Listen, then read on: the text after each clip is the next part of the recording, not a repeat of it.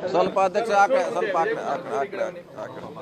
Okay okay thank you. ತಮಗೂ ದಸರಾ ಶುಭಾಶಯಗಳು. ದಿಢೀರೇ ಇಲ್ಲ, ದಸರಾ ನೋಡಲಿಕ್ಕೆ ಬಂದಿದ್ದೇನೆ, ದಿಢೀರೇ ಏನಿಲ್ಲ.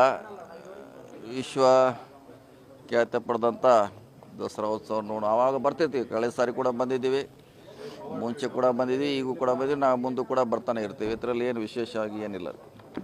ಯಾವ ಕಾರ್ಯಕ್ರಮ ನೋಡ್ಲಿಕ್ಕೆ ಬಂದ್ರಿ? ಎಲ್ಲ ಇವತ್ತು ಏನೇನಿದೆ ಎಲ್ಲ ಜಿಲ್ಲಾ ಉಸ್ತುವಾರಿ ಸಚಿವರಿಗೆ ಹೇಳಿದ್ದೀನಿ, ಅವರು ಕರ್ಕೊಂಡು ಹೋಗ್ತೀವಿ ಅಂತ ಹೇಳಿದ್ದಾರೆ. ನಿನ್ನೆ ಶ್ರೀರಂಗಪಟ್ಟಣದಲ್ಲಿ ದಸರಾ ಉತ್ಸವ ಭಾಗವಹಿಸಿದ್ದೇವೆ.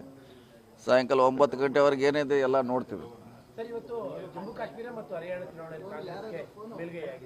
ಖಂಡಿತ ಅದು ಈಗಾಗಲೇ ಸರ್ವೇದಲ್ಲಿ ಕೂಡ ಮುಂಚೆನೇ ಬಂದಿತ್ತು, ಅದರ ನಾವು ಗೆಲ್ತೀವಿ ಅಂತ ನಿರೀಕ್ಷೆಯಂತೆ ಗೆದ್ದಿದ್ದೀವಿ. ಮತ್ತು ಕಾಂಗ್ರೆಸ್ ಪರವಾಗಿ ದೇಶದಲ್ಲಿ ಗಾಳಿ ಬೀಸ್ತದೆ ಸಂಕೇತ. ಇಲ್ಲ, ಈಗಾಗಲೇ ಹೇಳಿದ್ದೀವಿ ಅಂತ ಯಾವುದೇ ವಾತಾವರಣ ಸನ್ನಿವೇಶ ಇಲ್ಲ. ಪದೇ ಪದೇ ಹೇಳಿದ್ದೀವಿ ಈಗಾಗಲೇ.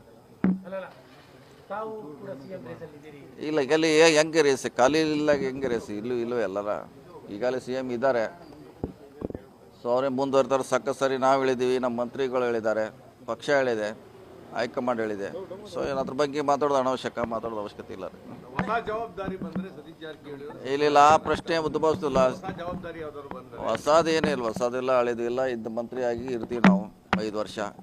ಒಳ್ಳೆ ಕೆಲಸ ಮಾಡಲಿಕ್ಕೆ ಪ್ರಯತ್ನ ಮಾಡ್ತೀವಿ.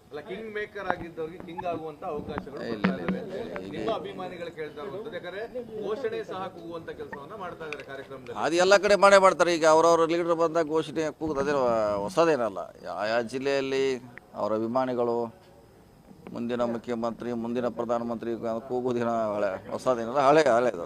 ಅಲ್ಲ, ನಿಮ್ಮ ಅಭಿಮಾನಿಗಳಿಗೆ ಸಿದ್ದರಾಮಯ್ಯ ಅವರಿಗೆ ಸಂಕಷ್ಟ ಬಂದಿರುವ ಈ ಪರಿಸ್ಥಿತಿಯಲ್ಲಿ ನೀವು ಪರಮೇಶ್ವರ್ ಭೇಟಿ ಮಾಡ್ತೀರಾ, ಮತ್ತೆ ಬೇರೆ ಬೇರೆ ರಾಜಕೀಯ ಬೆಳವಣಿಗೆಗಳಾದಾಗ ಎಲ್ಲ ಬದಲಾಗ್ತಾ ಇದ್ದಾರೆ. ಆ ಸ್ಥಾನವನ್ನ ಸಜ್ಜಿತ್ ಜಾರಕಿಹೊಳಿ ತುಂಬೋದಕ್ಕೆ ಇವೆಲ್ಲ ಬೆಳವಣಿಗೆಗಳು ನಡೀತಿದೆ. ನಾವು ಮುಂಚೆನೇ ಭೇಟಿಯಾಗಿದ್ದೀವಿ, ನೀವು ಅದಕ್ಕೆ ಹೆಚ್ಚು ಗಮನ ಕೊಟ್ಟಿಲ್ಲ. ಮುಂಚೆ ಕೂಡ ಭೇಟಿಯಾಗಿದ್ದೀವಿ. ಯಾಕೆ ಮಹದೇವಪ್ಪನ ಮನೆ ಇರೋದು ನಮ್ಮ ಪಕ್ಕ, ಒಂದು ಹೆಜ್ಜೆ ಇಟ್ಟರೆ ಅವ್ರ ಮನೆ ಬೆಂಗಳೂರಲ್ಲಿ.